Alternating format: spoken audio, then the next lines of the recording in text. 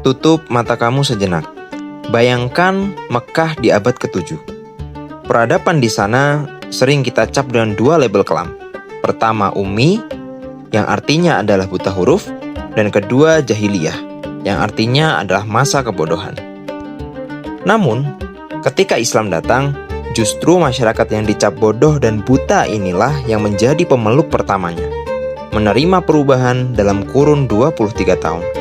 Sementara Bani Israel, yang dianggap terpelajar dan punya kitab suci lebih dulu, justru menolak. Mengapa sejarah memilih jalan yang sangat kontradiktif ini? Hari ini kita akan membuka rahasia terbesar di balik kecepatan penyebaran Islam. Jawaban yang tersembunyi dalam dua faktor manusiawi yang jarang dibahas oleh para ustadz di luar sana, yaitu nalar bawaan dan fanatisme kesukuan. Mari kita selami kapsul waktu Makkah ini.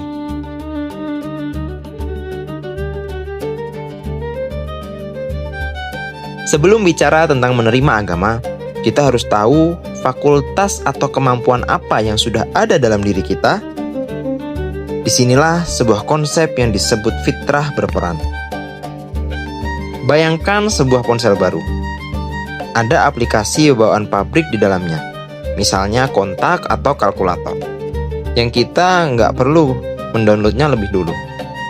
Itulah fitrah atau pengetahuan a priori.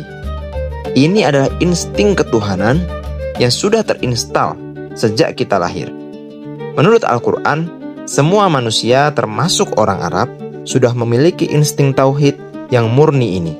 Ini bersifat universal. Berikutnya, ada juga aplikasi yang harus kita download dari App Store terlebih dulu, seperti game atau media sosial. Inilah syariat atau pengetahuan a posteriori. Syariat adalah hukum praktis, cara sholat, puasa, dan lain sebagainya. Ini yang harus dipelajari dari luar dan tentu berbeda-beda antar agama. Intinya, masyarakat Arab sudah punya software tauhid atau fitrah yang murni warisan Ibrahim. Islam tidak perlu menginstal ulang sistem operasi baru. Islam hanya perlu memberikan update syariat yang tepat. Dasar agamanya sudah cukup kuat.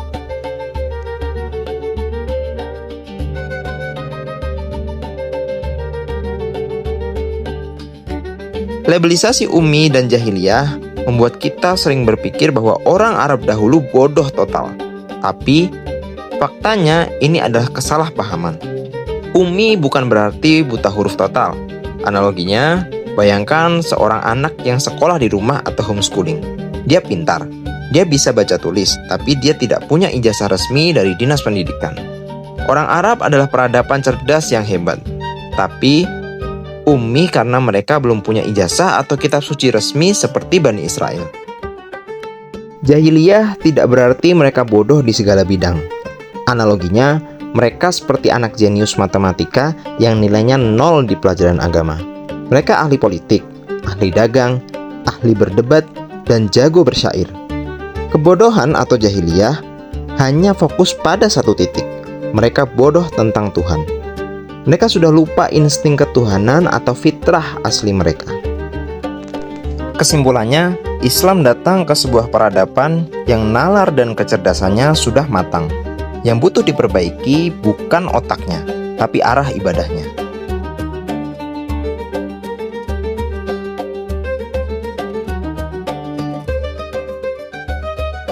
Ini adalah kunci utamanya, fanatisme etnis atau suku.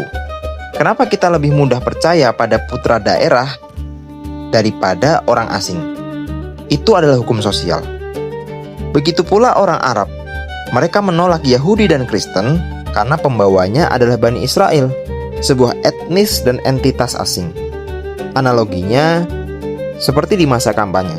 Anda pasti lebih mudah menerima janji dari calon pemimpin yang berasal dari suku, daerah, atau alma mater Anda sendiri, meskipun pesannya sama. Orang Arab dulu melakukan hal yang sama pada agama. Mereka pernah terjerumus pada syirik karena pemimpinnya, Amr bin Luhai, adalah Arab asli mereka. Kemudian, Nabi Muhammad SAW datang. Beliau dari suku Quraisy, suku paling dihormati di Mekah.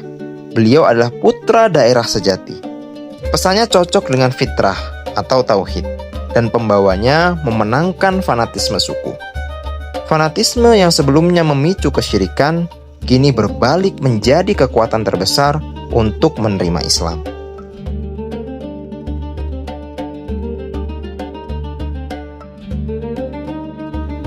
Pesan sehebat apapun butuh duta yang sempurna.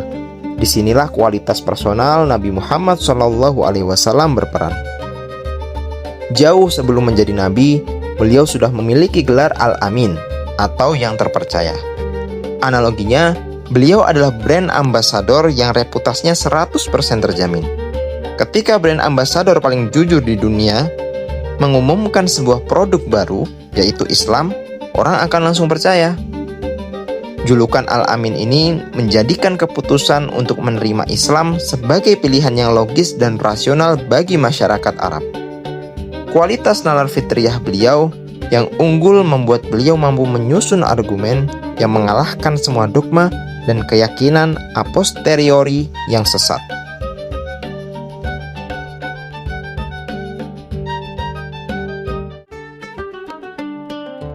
Jadi, inilah kesimpulan dari kapsul waktu Mekah. Islam sukses karena ia dibawa ke dalam sebuah kondisi yang sudah siap secara mental dan sosial. Pertama, adanya nalar bawaan atau fitrah pada mereka. Yang kedua, mereka adalah masyarakat cerdas, ummi atau jahiliyah versi yang lebih positif. Yang ketiga, mereka dimenangkan oleh putra daerah, Nabi Muhammad SAW yang reputasinya sempurna. Ini mengajarkan kita bahwa kehendak Tuhan itu berjalan selaras dengan logika manusia. Islam diterima karena ada hukum-hukum sosial dan rasional yang berlaku di situ, yaitu fanatisme kesukuan dan pengetahuan a priori. Tidak sesederhana seperti yang diyakini banyak orang hanya karena faktor keajaiban Al-Quran. Bagaimana pendapat kamu tentang argumen ini? Apakah faktor fanatisme suku benar-benar kunci utama dalam kesuksesan dakwah Islam? Tulis komentar Anda di bawah.